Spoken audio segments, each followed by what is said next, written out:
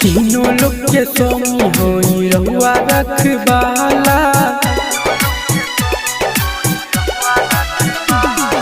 तीनों लोग के स्वामी होई रहुआ रखवाला।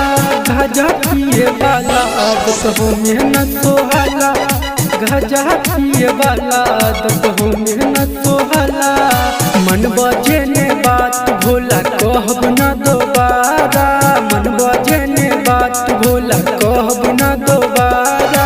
गजा पिए वाला आदत हो मेहनत सोहला। गजा पिए वाला आदत हो मेहनत सोहला।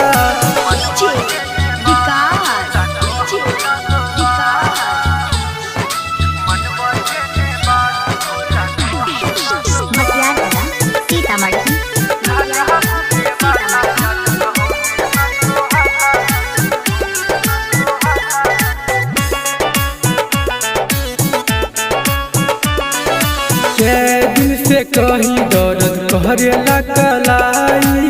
अब एको दिन न हमसे भंगिया पिसाई।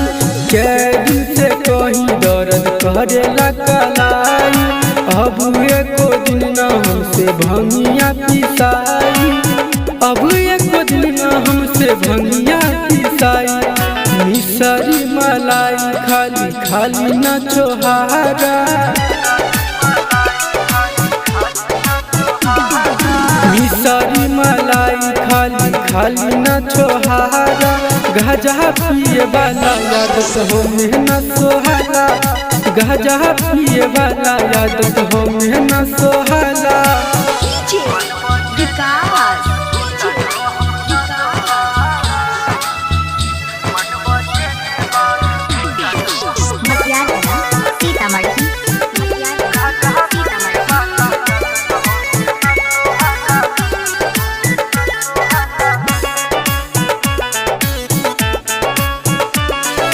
देवों के देव महादेव जी का हाल। गंगा के जल से सावन भर नहाल। देवों के देव महादेव जी का हाल। गंगा के जल से सावन भर नहाल। गंगा के जल से सावन भर नहाल। भर दीवाना पदियान तनी धारी। भरा दीवाना पदियान तनी धारी।